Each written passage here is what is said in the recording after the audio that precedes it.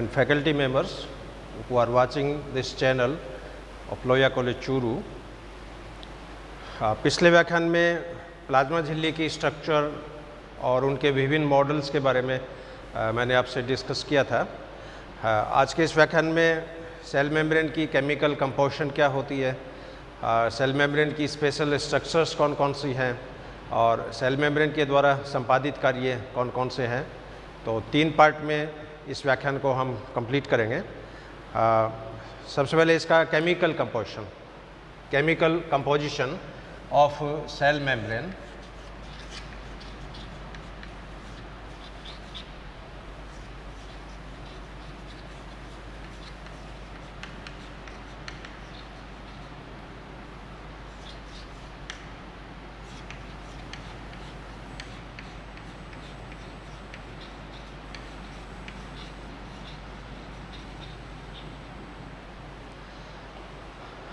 अब केमिकली एक प्लाज्मा झिल्ली जो होती है इसमें 3 तरह के मॉलिक्यूल्स पाए जाते हैं। First molecule is lipid, second molecule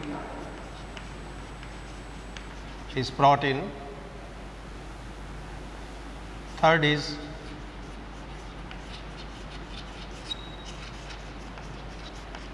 carbohydrate. Plasma झिल्ली में लिपिड जो होती है ये जनरली 70% होती है, प्रोटीन जो होती है ये लगभग 25% होती है और कार्बोहाइड्रेट की मात्रा 1% से लेके 5% तक होती है। और जनरली इसलिए कहते हैं कि सेल मेम्ब्रेन जो है वो लिपोप्रोटीन्स की बनी हुई है, लेकिन प्लाज्मा झिल्ली में लिपिड के अलावा प्रोटीन्स भी हैं, कार्बोहाइड्रेट्स भी हैं। अब क्वेश्चन है कि क्या सभी तरह की कोशिकाओं में ये केमिकल कंपोजिशन एक जैसा होता है? ना, अलग अलग सेल्स में इसका रासायनिक संगठन अलग अलग प्रकार का होता है। जैसे कुछ एग्जांपल मैं आपसे शेयर करूँगा। मान लीजिए नर्व सेल जो है, नर्व सेल या ब्रेन की जितनी भी सेल्स हैं, इन तंत्रिका कोशिकाओं में लिपिड की मात्रा ज़्यादा होती है, प्रोटीन की मात्रा इससे कम होती है और कार्बोहाइड्रेट की मात्रा सबसे कम होती है। तो नर्व सेल्स के अंदर लिपिड सबसे ज़्यादा है, प्रोटीन इससे कम है, कार्बोहाइड्रेट इससे कम है। दूसरी तरफ जैसे ब्लड की आरबीसी जो है, रेड ब्लड कॉर्पस्कल्स, इसके अलावा लीवर की जो हिपैटिक सेल होती है, यकृत कोशिका, इन दोनों सेल्स के अंदर प्रोटीन की मात्रा ज़्यादा है, इससे कम मात्रा लिपिड की है, इससे कम मात्रा कार्बोहाइड्रेट की है। अब यहाँ पर आप देख रहे हैं कंपैरिजन, नर्व सेल्स में लिपिड ज़्यादा है, उससे कम प्रोटीन है, उससे कम कार्बोहाइड्रेट है, लेकिन आरबीसी और हिपैटिक सेल्स के अंदर प्रोटीन की मात्रा ज़्यादा है, इससे कम मात्रा लिपिड की है, इससे कम मात्रा कार्बोहाइड्रेट की है। अब ये जो केमिकल कंपोजिशन है ये इनके फंक्शंस के अकॉर्डिंग है, क्योंकि नर्व सेल जो होती है उसमें 2 तरह की मिलती है अपने बॉडी के अंदर। कुछ नर्व सेल ऐसी है जिसमें माइलिन का आवरण है, उनको माइलिनेटेड नर्व या मेडुलेटेड नर्व सेल्स के नाम से जैसे जाना जाता है, और कुछ में माइलिन का आवरण नहीं होता है। और माइलिन है वो एक तरह का लिपिड का आवरण है, वो कुचालक आवरण होता है। तो अपनी बॉडी में जो नर्व सेल होती है उसमें कुछ में उद्दीपन का प्रोपेगेशन बहुत स्पीड के साथ होता है, बिजली की स्पीड से। तो जितनी भी मेडुलेटेड नर्व होती है उसमें उद्दीपन का प्रोपेगेशन बहुत फास्ट होता है। नॉन मेडुलेटेड नर्व में उद्दीपन का प्रोपेगेशन स्लो होता है, इसलिए ब्रेन सेल्स में लिपिड का होना बहुत ज़रूरी है। लेकिन दूसरी तरफ जो आरबीसी है, हिपैटिक सेल्स है, इनके अंदर प्रोटीन का कंटेंट ज़्यादा है, इससे कम लिपिड की कंटेंट है और उससे कम कार्बोहाइड्रेट की कंटेंट है। अब इनका जो ब्रीफ डिस्क्रिप्शन है, लिपिड में भी कौन कौन सी हैं, प्रोटीन में भी कौन कौन सी हैं, कार्बोहाइड्रेट भी कौन कौन सी हैं, इस पे मैं आपसे शेयर करूंगा। लिपिड जो होती है प्लाज्मा झिल्ली में ये 3 रूपों में पाई जाती है। फर्स्ट फॉर्म है इसकी फॉस्फोलिपिड के रूप में,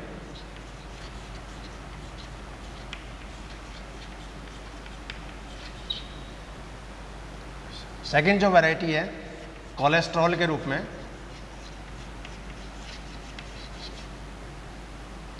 और तीसरी जो वैरायटी है दैट इज गैलेक्टोलिपिड।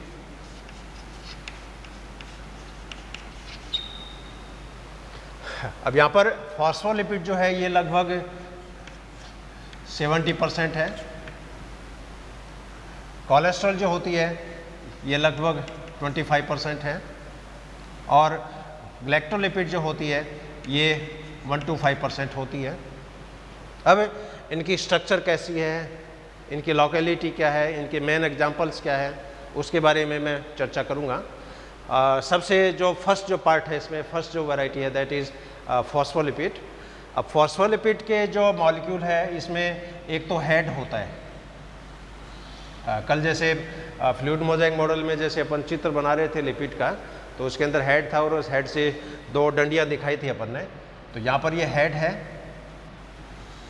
और हेड के साथ ये 2 फैटी एसिड्स के मॉलिक्यूल जुड़े हैं। दिस इज हेड,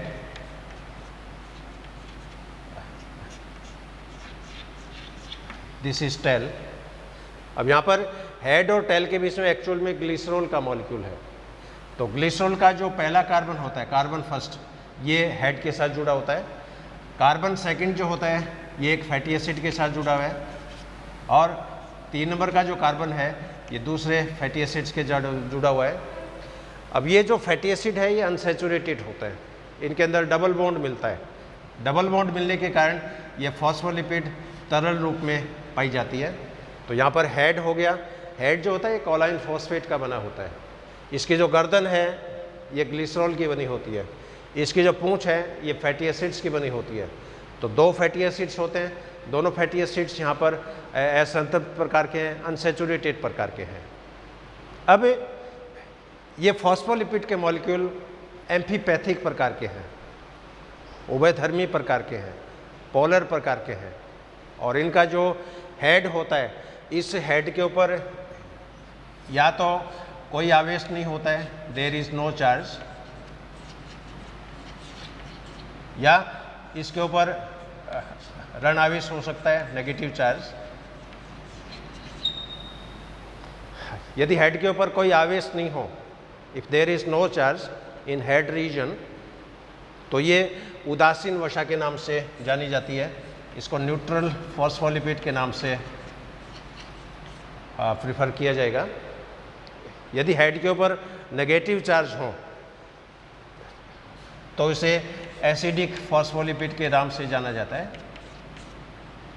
तो कुल मिला के जो फॉस्फोलिपिड है ये 2 तरह की है। एक तो उदासीन वसाएं जिसमें हेड के ऊपर कोई आवेश नहीं है, दूसरी अम्लीय वसाएं जिसके अंदर एसिडिक चार्ज होता है।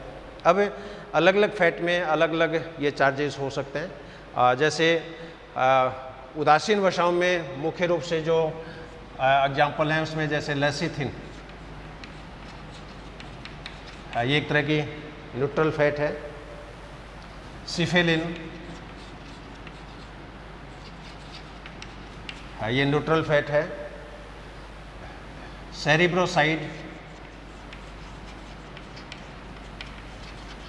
ये न्यूट्रल फैट है। इसके अलावा फॉस्फेटिडिल कॉलिन,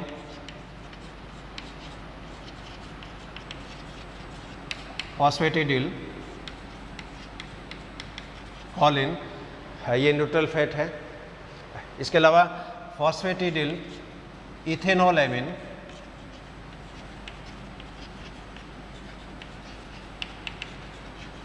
ये न्यूट्रल फैट है।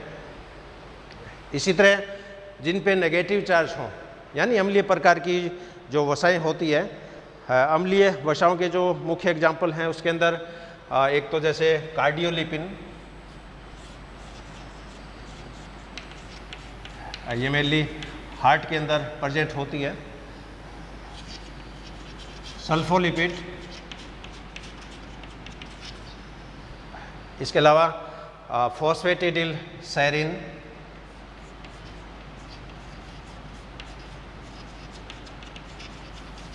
Phosphatidyl serine.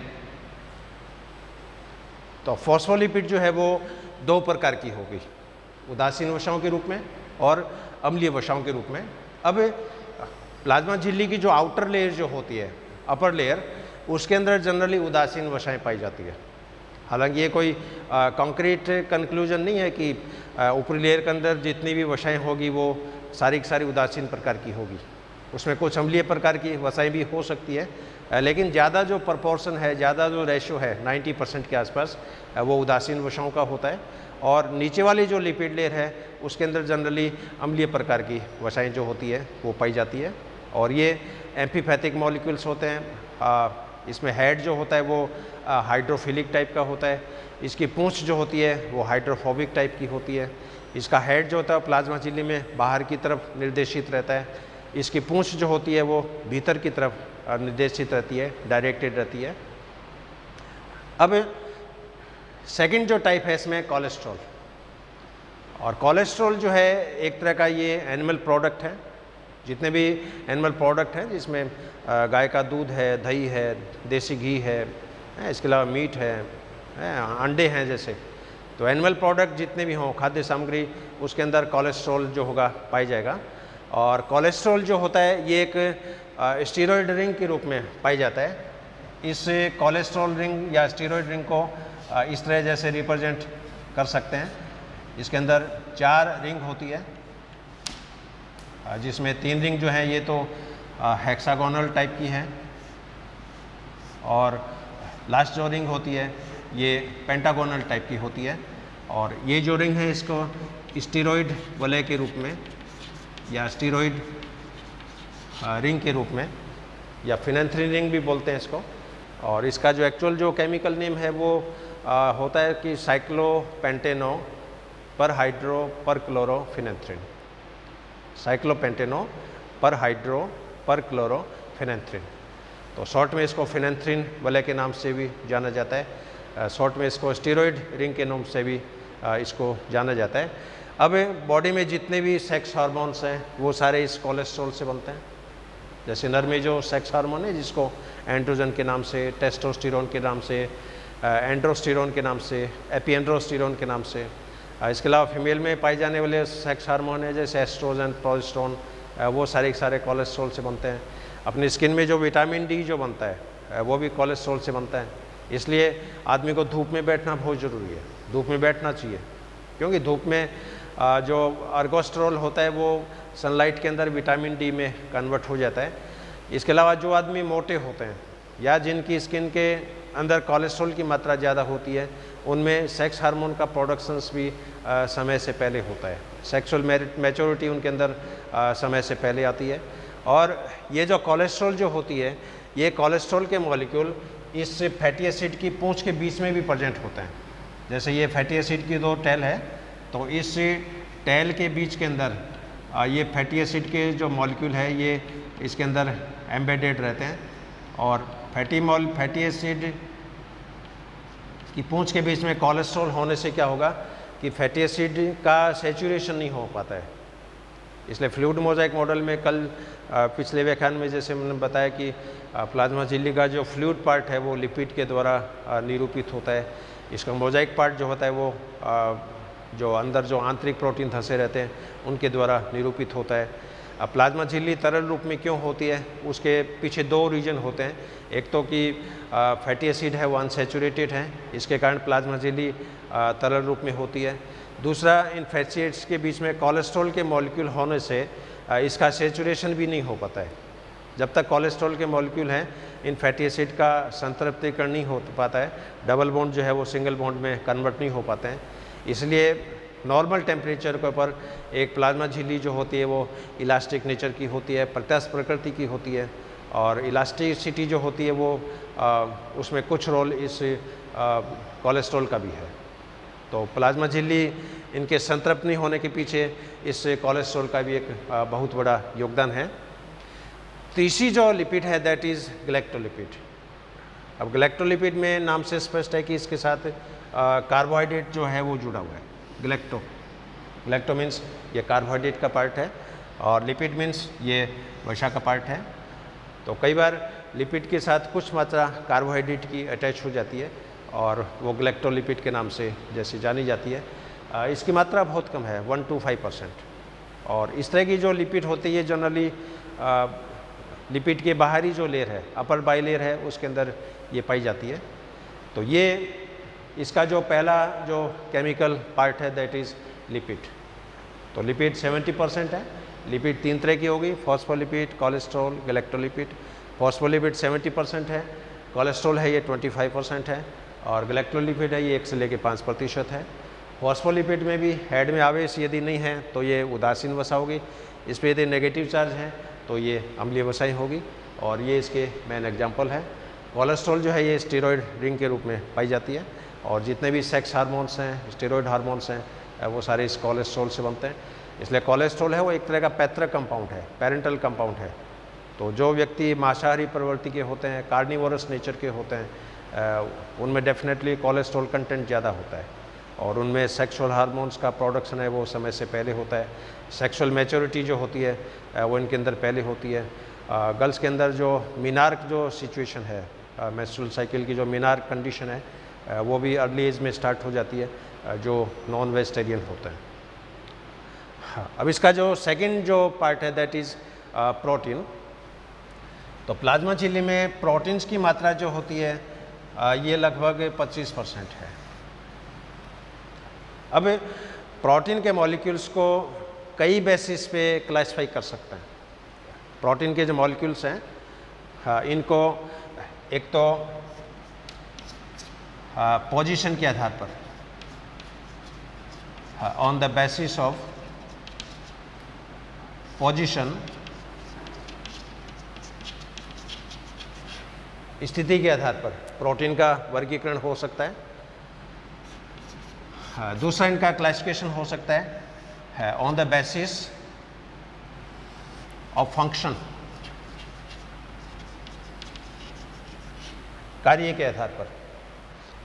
और तीसरा जो क्लासिफिकेशन है ये हो सकता है on the basis of chemical composition, यानी रासायनिक संगठन के आधार पर। तो प्रोटीन को 3 बेसिस पे क्लासिफाई कर सकते हैं, on the basis of position, on the basis of function, on the basis of composition.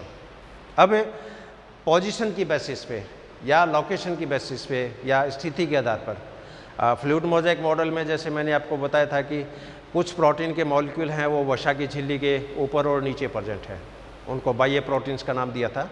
और कुछ प्रोटीन ऐसी है जो वसा की लेयर के अंदर धंसी रहती है, उनको आंतरिक प्रोटीन्स का नाम दिया था।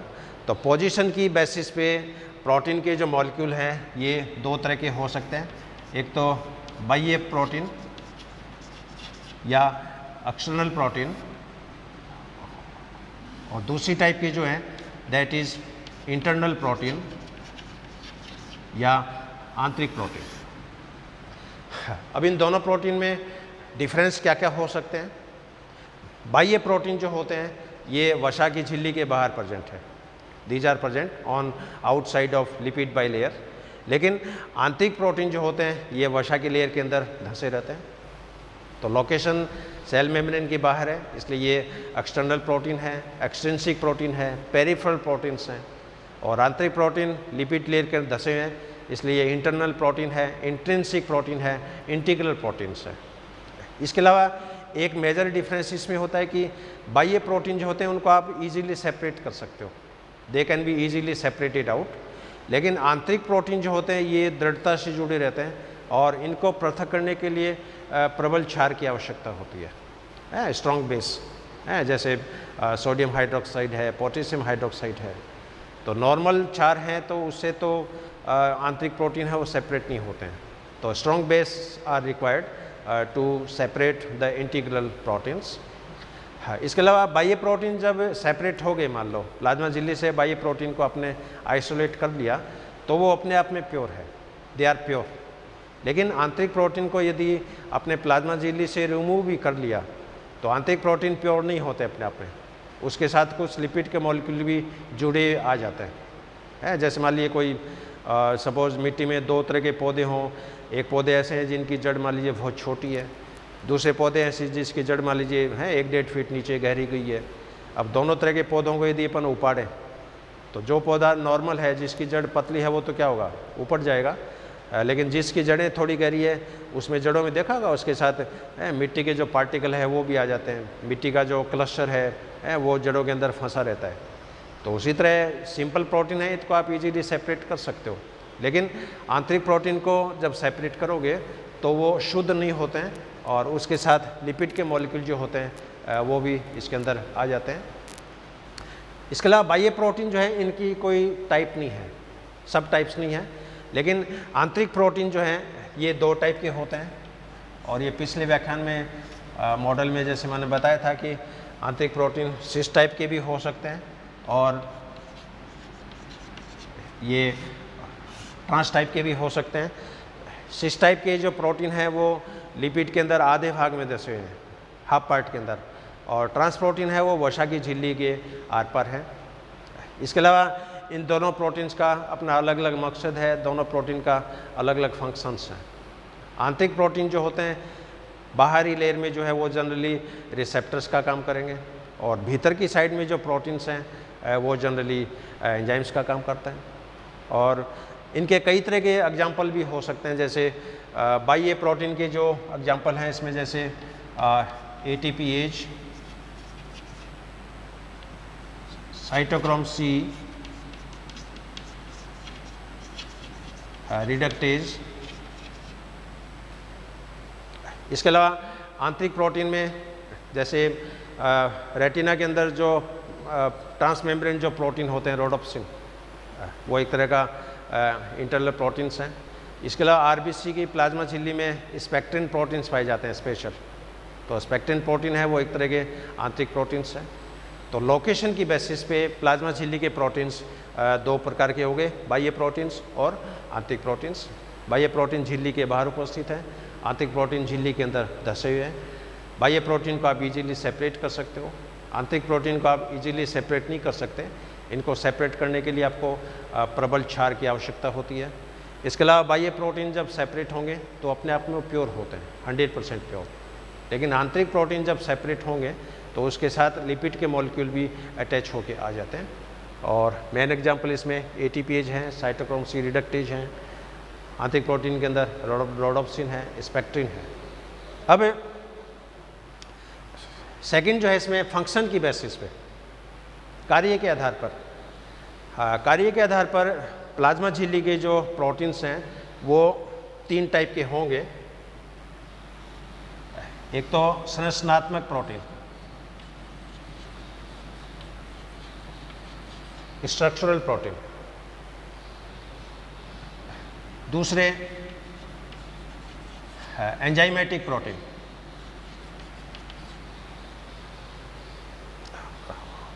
और तीसरे जो होते हैं परमिएज या कैरियर प्रोटीन या वेक्टर प्रोटीन या वाहक प्रोटीन या ट्रांसपोर्टर प्रोटीन्स। तो कार्य के आधार पर प्रोटीन जो है वो 3 तरह के हो गए, एक तो स्ट्रक्चरल प्रोटीन, एक एंजाइमेटिक प्रोटीन, एक कैरियर प्रोटीन या ट्रांसपोर्टर प्रोटीन्स। अब इन दोनों प्रोटीन्स का फंक्शंस अलग अलग है। स्ट्रक्चरल प्रोटीन जो होते हैं ये प्लाज्मा झिल्ली का ढांचा बनाते हैं, they constitutes the framework of cell membrane. Enzymatic protein जो होते हैं ये एंजाइम्स का काम करेंगे, और प्लाज्मा झिल्ली में लगभग 40 तरह के एंजाइम्स पाए जाते हैं, अलग अलग सेल्स में अलग अलग तरह के एंजाइम्स पाए जाते हैं। सेल मेम्ब्रेन की बाहर की तरफ अलग तरह के प्रोटीन्स की प्रॉपर्टीज़ है, भीतर की तरफ जो एंजाइम्स हैं उनकी अलग तरह की प्रॉपर्टीज़ है। इसके अलावा परमिएज जो होते हैं या ट्रांसपोर्टर प्रोटीन्स जो होते हैं इनका मेन काम होता है आयनों और अणुओं के मॉलिक्यूल्स का विनिमय करना, ट्रांसपोर्टेशन करना। तो कुछ ट्रांसपोर्टर प्रोटीन ऐसे हैं जो मॉलिक्यूल को बाहर से अंदर की तरफ लाते हैं, कुछ वाहक अणु ऐसे हैं जो मॉलिक्यूल को अंदर से बाहर ले जाते हैं, कुछ प्रोटीन के जो चैनल्स हैं वो पंप की तरह भी काम करेंगे, जैसे सोडियम पोटेशियम पंप। सोडियम वाले ये बाहर से अंदर आ रहे हैं तो उसी छिद्र के द्वारा पोटेशियम आयन है वो अंदर से बाहर जा रहे हैं। और इन मॉलिक्यूल्स में कल जैसे मैंने आपको बताया था कि रोटेशन होता है, तो रोटेशन होने के कारण क्या होगा कि मॉलिक्यूल्स का, आयनों का, अणुओं का परिवहन जो होता है वो इसके अंदर हो जाता है। इस तरह कार्य के आधार पर ये प्रोटीन जो है वो 3 तरह के हो गए। स्ट्रक्चरल प्रोटीन मैक्सिमम पार्ट इसी से बनेगा, क्योंकि प्लाज्मा झिल्ली में जो लचीलापन है वो लिपिड के कारण है। ये प्लाज्मा झिल्ली में जो सख्त है, रिजिडनेस है वो इन प्रोटीन्स के कारण है। और कंपोजिशन की बेसिस पे, केमिकल कंपोजिशन की बेसिस पे, कंपोजिशन की बेसिस पे जो प्रोटीन्स होंगे ये दो तरह के हो सकते हैं। एक तो ग्लाइकोप्रोटीन्स के रूप में, एक लिपोप्रोटीन्स के रूप में।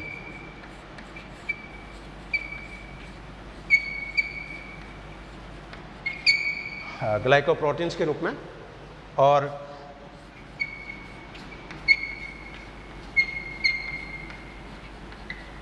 लिपोप्रोटीन्स के रूप में। अब ग्लाइकोप्रोटीन नाम से स्पष्ट है, ग्लाइकोप्रोटीन्स में प्रोटीन के साथ कार्बोहाइड्रेट जुड़ा हुआ है। लिपोप्रोटीन में प्रोटीन के साथ लिपिड के मॉलिक्यूल्स हैं। तो glycoprotein is made up of carbohydrate plus protein and lipoprotein is made up of lipid plus proteins. अब इन प्रोटीन्स में इसका जो एसिडिक टर्मिनल होगा वो भीतर की तरफ डायरेक्टेड रहता है, इसका जो एमिनो टर्मिनल होता है वो बाहर की तरफ डायरेक्टेड रहता है। और ये जो प्रोटीन्स हैं ये जनरली रिसेप्टर्स का काम करेंगे। जितने भी ग्लाइकोप्रोटीन्स हैं वो एंटीजन रिसेप्टर्स का काम करते हैं, हार्मोन रिसेप्टर्स का काम करते हैं। जितने भी लिपोप्रोटीन्स हैं ये ड्रग रिसेप्टर का काम करते हैं, पॉइजन रिसेप्टर्स का काम करते हैं। आप मान लीजिए मेडिसिन ले रहे हो तो इसकी सेल के अंदर जो सिग्नल का ट्रांसडक्शन होगा, स्टिमुलस प्रोपेगेशन होगा, वो लिपोप्रोटीन्स के थ्रू होता है। आपने मान लिया कोई ग्रोथ हार्मोन्स लिया तो इस ग्रोथ हार्मोन का जो इम्पल्स प्रोपेगेशन का, स्टिमुलस ट्रांसडक्शन का जो रोल है वो ग्लाइकोप्रोटीन्स के थ्रू होता है। और इनके रिसेप्टर जो हैं वो बाहर की तरफ भी डायरेक्टेड हैं, सेल में भीतर की तरफ भी डायरेक्टेड है, क्योंकि एनवायरनमेंट है वो अपनी बॉडी के बाहर भी है, सेल के बाहर भी एनवायरनमेंट है, सेल के अंदर भी एनवायरनमेंट है।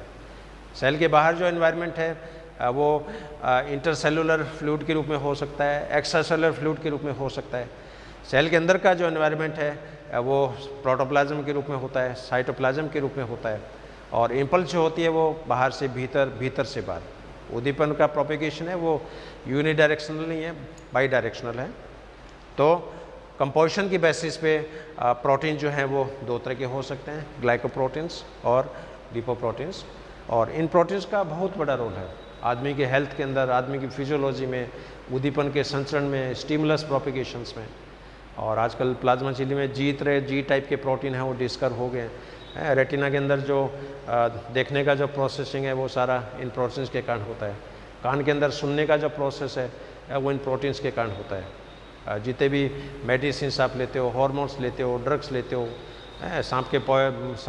किसी सांप ने मान लिया काट लिया तो उसका जो पॉइजन है उस पॉइजन की एंट्री भी इन्हीं रिसेप्टर प्रोटीन्स के थ्रू होती है।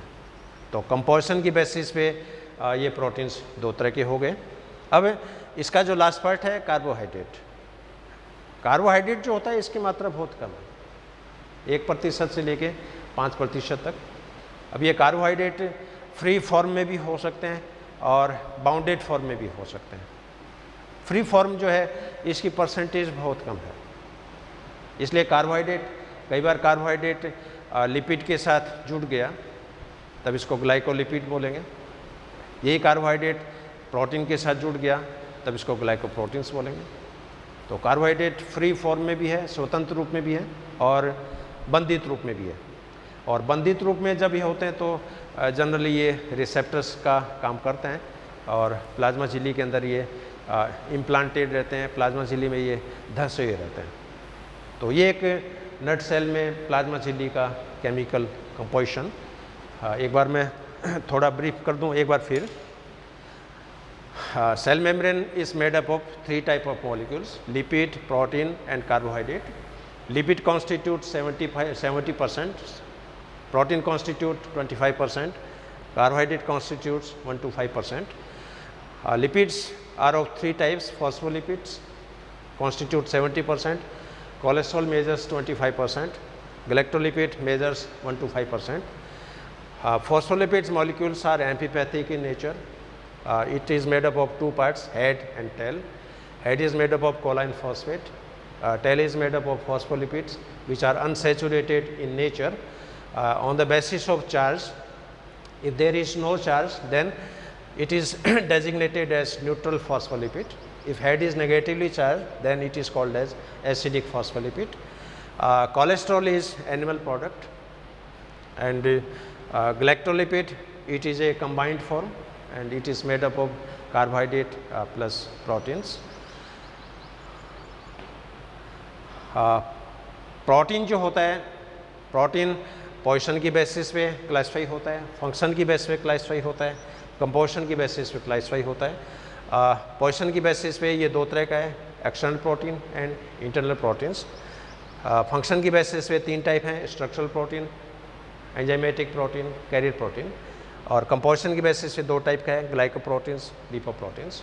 और तीसरा जो कंपोनेंट है कार्बोहाइड्रेट, ये फ्री फॉर्म में भी है और बाउंडेड फॉर्म में भी है. तो ये एक नट सेल में एक प्लाज्मा झिल्ली का रासायनिक संगठन. और बाकी अलग अलग कोशिकाओं की प्लाज्मा झिल्ली में केमिकल कंपोजिशन अलग अलग तरह का होता है, क्योंकि सेल की जो प्रॉपर्टीज़ है, सेल की जो क्रियात्मक गुणधर्म मान लीजिए, उसके फंक्शनल जो एस्पेक्ट है, वो इन केमिकल कंपोजिशन पे डिपेंड करता है. अब बॉडी के नर्व सेल देख लो, अलग तरह का रासायनिक संगठन मिलेगा. लीवर की हेपेटिक सेल देख लो, अलग तरह का संगठन मिलेगा. आरबीसी देख लो, अलग तरह का संगठन मिलेगा. डब्ल्यूबीसी प्लाज्मा झिल्ली देख लो, अलग तरह का संगठन मिलेगा. तो ये एक नट सेल में इसका केमिकल कंपोजिशन. आपने ये व्याख्यान ध्यान से सुना, इसलिए मैं मेरी तरफ से, डिपार्टमेंट की तरफ से I am highly thankful to you and have a great day, have a good day. Thank you very much.